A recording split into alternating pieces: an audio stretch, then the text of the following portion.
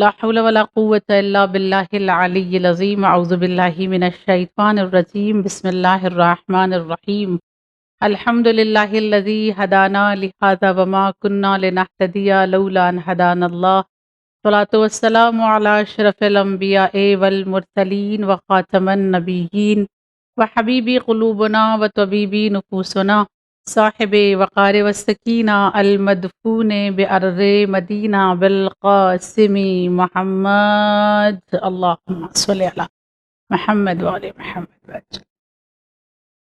وعلی اہل بیتہ الطیبین الطاہرین المعصومین المظلومین المنتجبین المنتخبین الغر المیامین ولعنت اللہ علی اعدائہم اجمعین من یومنا ھذا الی قیامہ یوم الدین اما بعد فقد قال اللہ تبارک وتعالی فی کتابہ المبین وفرقانہ الحمید وقولہ الحق بسم اللہ الرحمن الرحیم شہر رمضان الذی انزل فیہ القرآن ھدی للناس وبینات من الہدی والفرقان صدق اللہ العلی العظیم۔ صلوات پڑھیں محمد و آل محمد اللہم صلی علی محمد و آل محمد وعجل فرجہم۔ مومنین السلام علیکم ورحمۃ اللہ وبرکاتہ۔ 20 ماہ رمضان المبارک، یا یوں کہہ دوں کہ حضرت زینب کبریٰ اور امام حسین امام حسن علیہ السلام کے لیے ایک گراں دن کہ جب زخمی بابا گھر پر موجود ہے اور بار بار امیر المؤمنین اپنے بچوں کو حسرت سے دیکھتے ہیں، کبھی کربلا یاد کرتے ہیں، کبھی امام حسن کے جگر کے ٹکڑے یاد آتے ہیں اور کبھی زینب کبریٰ کو دیکھ کر شام کا بازار یاد آتا ہے۔ آج وہی دن ہے کہ جب جناب زینب کبریٰ کو اس بات کا یقین ہو گیا تھا کہ کل ہم یتیم ہو جائیں گے اور بابا ہمیں چھوڑ کر چلے جائیں گے۔ وہ کائنات کے امیر مولا جس کے لیے کل کی مجلس میں یہ بتایا گیا تھا کہ کس طرح سے انہوں نے قرآن سے اپنے آپ کا رابطہ اور رشتہ مضبوط رکھا، اور 25 برس گوشہ نشینی میں بھی امیر المؤمنین نے قرآن پر کام کیا، اس کی تعویل، اس کی تفسیر، ناسخ و منسوخ آیت کو الگ کرنا اور محکم و متشابہ آیات کو بتانا کہ کون سی آیت کب نازل ہوئی، نزول کو ہر ایک کے سامنے پیش کرنا۔ مگر غربت امیر المؤمنین یہ تھی کہ لوگوں نے ان کے قرآن کو جب مولا نے پیش کیا تو قبول کرنے سے انکار کر دیا، اور میرے مولا نے آج وہ قرآن مجید جسے امیر المؤمنین نے اپنے ہاتھوں سے جمع کیا تھا، امام زمان اجل اللہ تعالی فرجہ الشریف کے پاس موجود ہے۔ آنے والی رات شب قدر کی رات ہے اور امام زمان سے منسوب رات ہے، لہٰذا اللہ سے دعا کریں پروردگار عالم آج کی رات اگر تو مقدر لکھ رہا ہے، ہمارے مقدر میں ظہور امام زمان دیکھنا لکھ دینا، اور اسی سال ہمیں ان کا ظہور دیکھنا نصیب کرنا، تاکہ ہم وہ قرآن بھی دیکھ سکیں کہ جس میں امیر المؤمنین نے کس طرح سے عظیم الشان روایات کو نقل کیا ہوگا، وہ کون کون سی تعویلات ہے جو اب تک ہم سے چھپی ہوئی ہے، اور جب امام آئیں گے تو وہ ساری تعویلات قرآن ہم اور آپ جان سکیں گے۔ وہی کائنات کے امیر مولا کہ جس کو لوگوں نے اس قدر اذیتیں دی کہ آج علماء یہ کہتے ہیں کہ اگر کوئی سوال کرے کہ پوری دنیا میں سب سے مظلوم امام کون ہے تو آپ کہنا علی، اس لیے کہ علی سے بڑا پوری کائنات میں کوئی مظلوم امام نہیں گزرا۔ جبکہ ہم اور آپ اگر روایات میں دیکھیں تو نبی کریم نے بار بار ہر مقام پر علی کی فضیلتوں کو بیان کیا،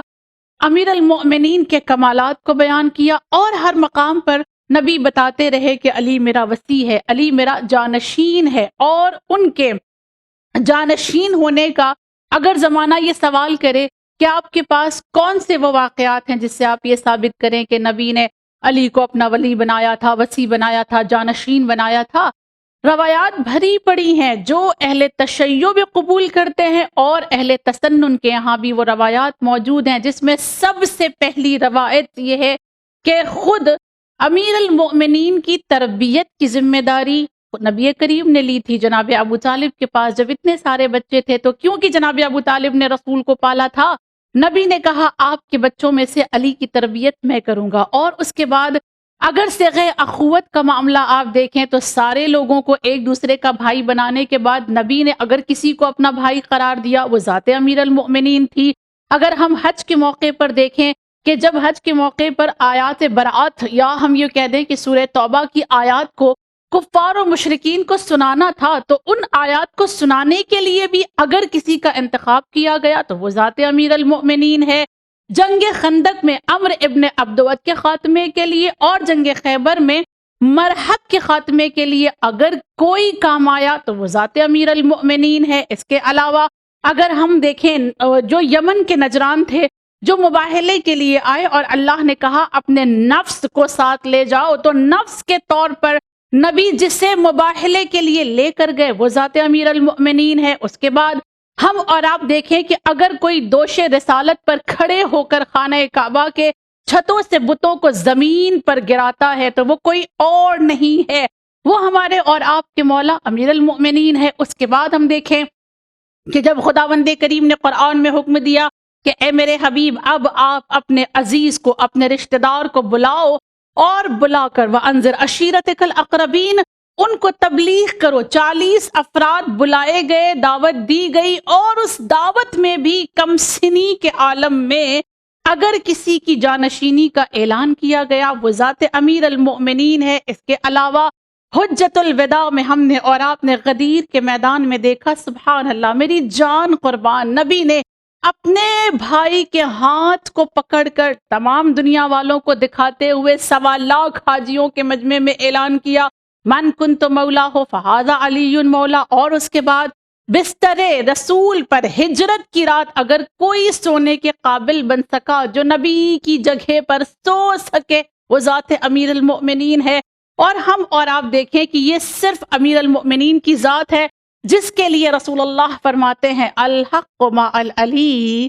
والعلی مع الحق، علی حق کے ساتھ ہے اور حق علی کے ساتھ ہے۔ اسی لیے کہا گیا کہ نبی نے اپنی زندگی میں یہ فرمایا تھا کہ کبھی کوئی ایسا دور آ جائے نا کہ پوری کائنات ایک جانب کھڑی ہو اور امیر المؤمنین دوسری جانب کھڑے ہوں تو تم علی کے ساتھ آ جانا، اس لیے کہ حق ادھر جائے گا جدھر علی کھڑے ہوں گے۔ دیکھیں یہ نہیں فرمایا کہ علی ادھر جائیں گے جدھر حق ہوگا، بلکہ جملے کی نزاکت کو سمجھیں، نبی فرما رہے ہیں حق اپنا رخ اس جانب موڑ دے گا جس جانب علی کھڑے ہوں گے، یعنی جو علی کے مقابل میں آتا رہا وہ باطل بنتا رہا اور جو علی کے ساتھ کھڑا رہا اسے حق پر ثابت قدم رہنے کی سند دی گئی، کیونکہ علی حق ہے، ذات علی کو حق قرار دیا گیا۔ اور اس کے بعد اگر ہم دیکھیں کہ ان تمام فضیلتوں کے باوجود دنیا نے ان کی فضیلتوں کا نہ صرف یہ کہ انکار کیا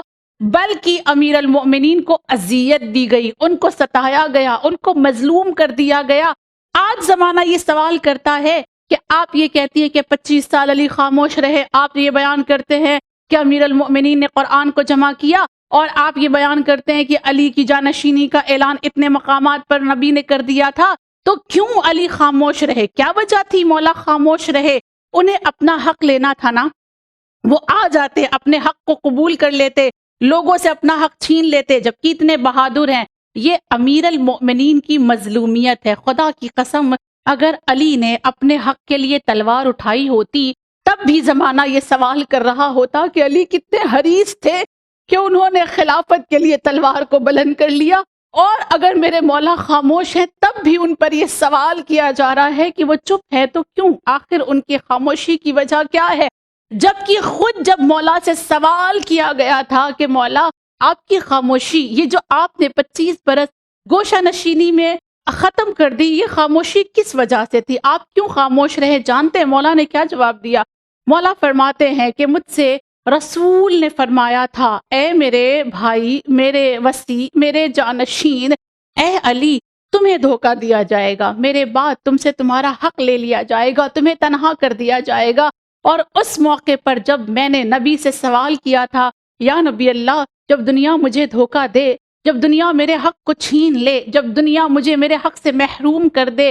اس وقت میری ذمہ داری کیا ہوگی؟ تو نبی نے فرمایا یا علی اس وقت آپ کی ذمہ داری یہ ہے کہ اگر زمانہ آپ کا ساتھ دینے کے لیے تیار ہو جائے تو آپ قیام کریے گا،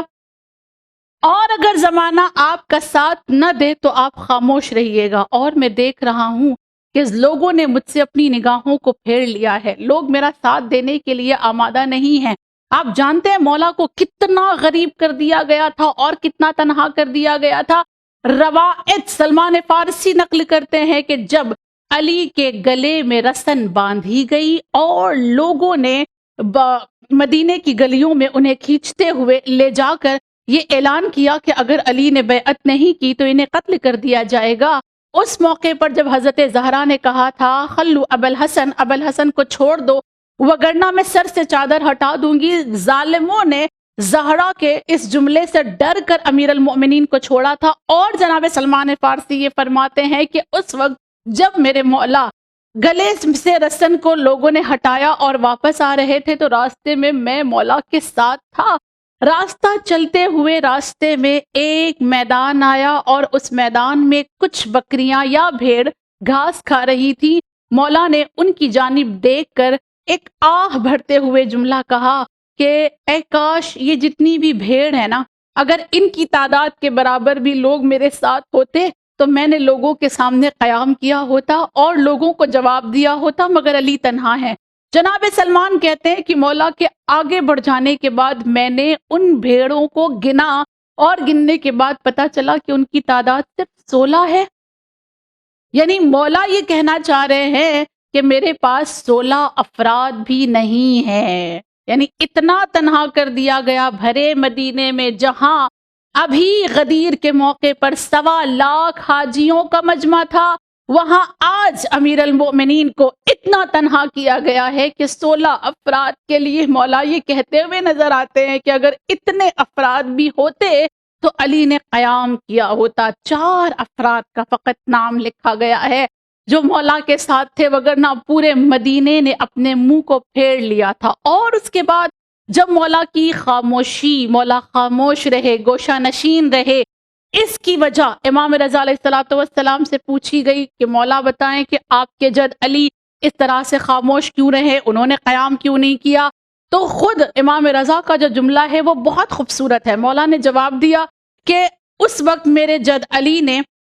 رسول اللہ صلی اللہ علیہ وآلہ وسلم کی سنت پر عمل کیا ہے۔ کیسے؟ فرماتے ہیں کہ جب نبی مکے کی سرزمین پر تھے تو مکے کی سرزمین پر خاموش رہے 13 سال 19 مہینے، اور جب مدینے کی سرزمین پر آئے تو 14 سال 7 مہینے نبی خاموش رہے اور اس کے بعد قیام کیا۔ یہ جو 13 سال 19 مہینے نبی مکے میں خاموش تھے، وجہ کوئی ساتھ دینے والا نہیں تھا۔ مدینے میں آنے کے بعد 14 سال 7 مہینے جو نبی خاموش ہے، وجہ کوئی ساتھ دینے والا نہیں تھا۔ مگر جب نبی نے دیکھا کہ چاروں جانب سے اب مؤمنین آ گئے ہیں نبی کا ساتھ دینے کے لیے، تب نبی نے قیام کیا تھا۔ انصاف کرے نا زمانہ کہ مولا قیام کرتے تو کیسے، مولا کا ساتھ دینے والا کوئی نہ تھا، مولا تنہا تھے، مولا اکیلے تھے۔ زمانہ امیر المؤمنین کی طرح ان کے لال امام حسن پر بھی یہی تہمت لگاتا ہے کہ انہوں نے بھی قیام نہیں کیا، جبکہ اگر ہم دیکھیں تو خود امام حسن کے قیام نہ کرنے کی بھی سب سے بڑی وجہ کیا تھی؟ مولا تنہا تھے، ان کا ساتھ دینے والا کوئی نہ تھا۔ اگر یہ بات واضح ہو گئی ہو تو دوسری وجہ کیوں مولا خاموش رہے، مولا نے قیام نہیں کیا، اس کے لیے یہ کہا جاتا ہے کہ سب سے بڑی بات یہ تھی کہ لوگ ہے نا نئے مسلمان ہوئے تھے، بالکل تازے مسلمان تھے، اور وہ ایسے حالات میں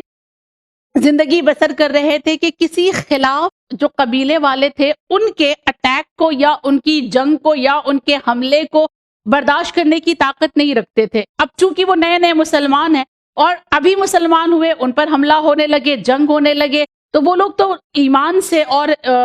توحید سے اپنے آپ کو دور لے کے چلے جائیں گے نا۔ مولا نہیں چاہتے تھے کہ جو مسلمان ہوئے ہیں وہ اسلام کو چھوڑ کر کہیں اور چلے جائیں، وہ اسلام کو ترک کر دیں۔ اگر مولا نے تلوار اٹھائی ہوتی تو لوگ یہ سمجھتے کہ اسلام قتل و غارت گیری کا دین ہے اور لوگ اسلام سے دور ہو جاتے۔ اسلام کی حرمت کو باقی رکھنے کے لیے مولا خاموش رہے، اور آج زمانہ ان کی خاموشی پر بھی سوال اٹھاتا ہے۔ اور اس کے بعد سب سے بڑی ایک وجہ اور کیوں مولا خاموش رہے، ان کی خاموشی کی ایک وجہ یہ بھی تھی کہ ہم اور آپ دیکھتے ہیں کہ جب اسامہ کا لشکر جو نبی نے خود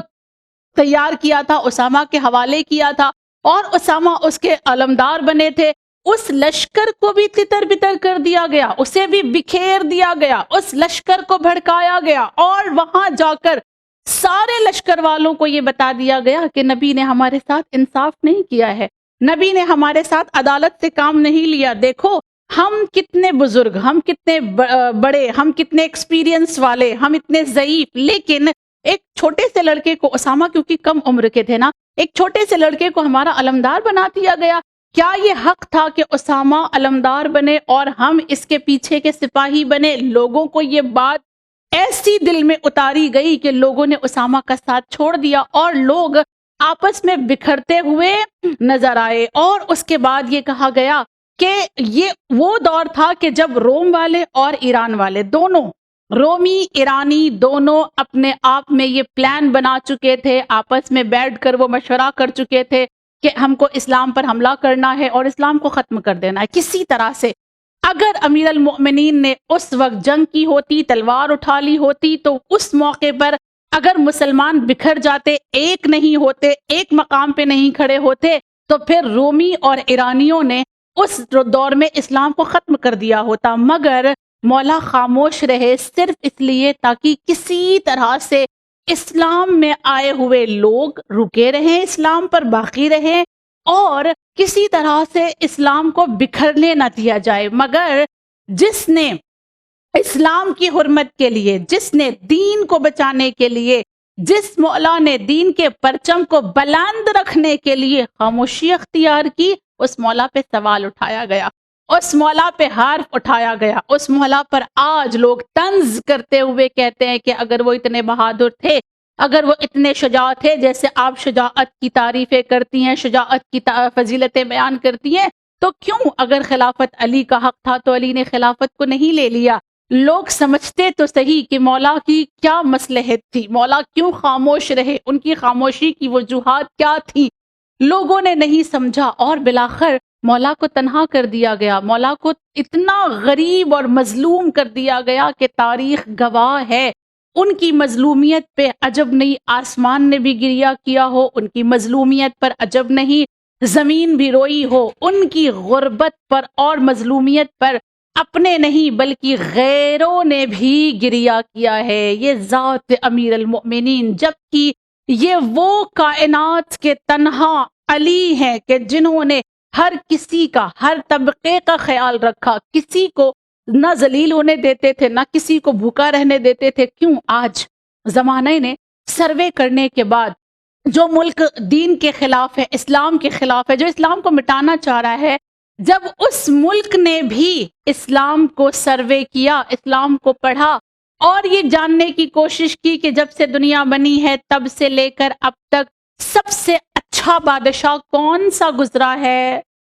سب سے اچھی بادشاہت اور حکومت کس کی تھی، تو انہوں نے بھی پوری ریسرچ کر کے، پوری اسٹڈی کر کے نام علی کو لکھا اور کیا کہا؟ علی کی ذات وہ ذات ہے، علی کی ذات وہ ذات ہے کہ جو پوری کائنات میں جو حکومت کر گئی ویسی حکومت کوئی نہ کر سکا۔ چند مہینوں کی، چند سالوں کی سب سے مختصر سی حکومت، اور اس مختصر سی حکومت میں تاریخ نے لکھا، ظالموں نے لکھا، دشمنان اسلام کو لکھنا پڑا کہ علی جیسی حکومت کوئی نہیں کر سکا۔ کیوں؟ اس لیے کہ وجہ وہ بتاتے ہیں کہ امیر المؤمنین کی حکومت میں کوئی ایک بھی بھوکا نہیں سویا، کوئی ایسا نہ تھا کہ جو دور علی میں ہے اور وہ بھوکا رہ جائے۔ اور کیا بیان کیا جائے نا اس ذات کا، اس ہستی کا، کہ ہم یہ سمجھ رہے ہیں کہ علی کے دور میں، علی کے زمانے میں کوئی انسان بھوکا نہیں تھا۔ نہیں، امیر المؤمنین وہ ذات ہے جنہوں نے جانوروں کے بھی حق کا خیال رکھا ہے۔ جب کسی نے مولا کی خدمت میں لا کر ایک دودھ کا گلاس پیش کیا تھا اور مولا سے کہا تھا مولا یہ آپ پی لیں، مولا نے سوال کیا تھا کہ یہ دودھ آپ نے کہاں سے نکالا ہے؟ وہ کہتا ہے کہ میرے یہاں بکری ہے اور اس بکری سے میں یہ دودھ نکال کے لے کر آیا ہوں۔ مولا نے اس کو کہا کہ اگر یہ دودھ تم بکری کے پاس سے لے کر آئے ہو تو اس کا مطلب یہ ہے کہ بکری کے پاس چھوٹا بچہ ہے۔ کہاں مولا، بکری کے پاس بچہ ہے۔ کا کیا دودھ نکالنے سے پہلے بچے کو پلا دیا تھا کا نہیں پلایا تھا؟ کیا تمہیں یقین ہے، دوسرا سوال مولا کا ہے کہ کیا تمہیں یقین ہے کہ دودھ نکالنے کے بعد بکری کے پاس اتنا دودھ بچا ہے کہ وہ اپنے بچے کو پیٹ بھر کے پلا سکتی ہے؟ وہ کہتا ہے نہیں، مجھے اس بات کا بھی یقین نہیں ہے۔ کہا اگر ایسا ہے تو مولا یہ دودھ نہیں پی سکتے، علی یہ دودھ نہیں پی سکتے، اسے واپس لے جاؤ۔ مولا کیوں؟ کہا ممکن ہے کہ اس میں اس بکری کے بچے کے حق کا دودھ بھی شامل ہو، اور اگر اس بکری کے بچے کے حق کا دودھ بھی شامل ہے تو علی اس دودھ کو نہیں پی سکتے، یہ آپ لے جائیں۔ جس نے بکری کے بچے کے حق کا بھی خیال رکھا ہو، ان کے بچوں کو بھوکا رکھا گیا ہے، ان کو تڑپایا گیا ہے۔ اور اتنا ہی نہیں، تاریخ یہ کہتی ہے کہ شب ضربت جب امیر المؤمنین اپنے گھر سے نکل رہے تھے، سب جانتے ہیں، سب کو پتا ہے، جناب ام کلثوم کے گھر پہ مولا مہمان تھے، اس لیے کہ مولا کا طریقہ کار یہ تھا کہ ماہ رمضان میں ہر دن جو ہے اپنے بچوں کے پاس مہمان ہوا کرتے تھے۔ اس رات جناب ام کلثوم کے گھر مہمان تھے۔ جناب ام کلثوم یہ بیان کرتی ہیں کہ میں دیکھ رہی تھی 19ویں شب قدر کو، 19ویں ماہ رمضان کو، میں اپنے بابا کو تڑپتا ہوا دیکھ رہی تھی، میں اپنے بابا کو بے قرار دیکھ رہی تھی، اور میں نے دیکھا میرے بابا کبھی اٹھ جاتے ہیں، کبھی لیٹ جاتے ہیں، کبھی اٹھ کر ٹہلنے لگتے ہیں۔ میں حیران تھی کہ اس طرح سے میرے بابا بے قرار بے چین کیوں ہیں، اور کبھی میرے بابا آسمان کی جانب دیکھتے ہیں۔ اور جب میں نے اپنے بابا سے اس بے قراری اور بے چینی کا سبب پوچھا تھا تو مولا نے کہا تھا ان قریب رب سے میری ملاقات ہوگی۔ اور جب اسی صبح اذان کا وقت ہوا اور مولا جب گھر سے باہر نکلنے لگے تو تاریخ بتاتی ہے، علماء بھی یہ بیان کرتے ہیں کہ مولا کے گھر میں جو مرغا بیاں تھی اسے انہوں نے بھی مولا کے دامن کو پکڑا تھا اور اپنی بے زبانی میں کہہ رہے تھے کہ مولا آپ نہیں جائے، آپ نہیں جائے، آپ چلے جائیں گے تو ہمارا خیال کون رکھے گا۔ انہیں جانوروں کو اور پرندوں کو بھی علی کی ذات پر اتنا یقین ہے کہ اگر یہ ہیں تو ہم بھوکے نہیں رہیں گے، اور اگر یہ چلے گئے تو ہمارا خیال رکھنے والا کوئی نہ ہوگا۔ اور جب مرغا بیا نے علی کے دامن کو پکڑا اور اپنی بے زبانی میں مولا کو روکنا چاہا تو مولا نے تڑپ کر یہ جملہ کہا تھا کہ اگر ان مرغا بیاں کا خیال رکھ سکنا، ان کے کھانے کا انتظام کر سکنا، انہیں کھلا سکنا تو انہیں اپنے پاس رکھنا، اور اگر تم سے نہیں ہو سکا، تم نہیں کھلا سکو تو انہیں آزاد کر دینا، انہیں بھوکا نہ رکھنا، انہیں پیاسا نہ رکھنا۔ میں ہاتھ جوڑوں، نجف کا رخ کروں، آواز دوں مولا، ایک مرغا بیاں کی بھوک اور پیاس آپ سے دیکھی نہ گئی، ایک بکری کے بچے کے بھوک اور پیاس کا آپ نے اتنا خیال رکھا، مگر مولا آپ کا ہی بیٹا ہوگا سرزمین کربلا پر اپنے 6 مہینے کے اصغر کے لیے 2 بوند پانی مانگیں گے امام حسین، مگر ظالم مولا کے بچے کو پانی ہی نہ دیں گے، پانی کے بدلے میں 3 بھال کا تیر دیا جائے گا۔ مولا آپ کے ہی گھرانے کی 4 سال کی بچی سکینہ ہوگی جو راہ شام میں جب ظالموں سے پانی مانگے گی اور پانی طلب کرے گی، امام سجاد سے اجازت لے کر جناب سکینہ نے کہا تھا اگر آپ کہیں بھیا تو میں اپنی حجت تمام کر دوں، یہ پانی دینے والا اپنے لشکر کو پانی دے رہا ہے، یہ اپنے جانوروں کو پانی دے رہا ہے، میں حجت تمام کروں۔ کوزہ اٹھایا، مولا سے اجازت پائی، اور جب ظالم کے پیچھے گئی کہ مجھے بھی پانی، مجھے بھی پانی، مجھے بھی پانی، ظالم نے اپنے تمام لشکر والوں کو پانی پلایا، جانوروں کو پانی پلایا۔ ننھی سی بچی نے سوچا کہ شاید اب مجھے پانی دے گا، مگر تاریخ یہ لکھتی ہے کہ ظالم نے مشکیزے کا دہانہ کھولا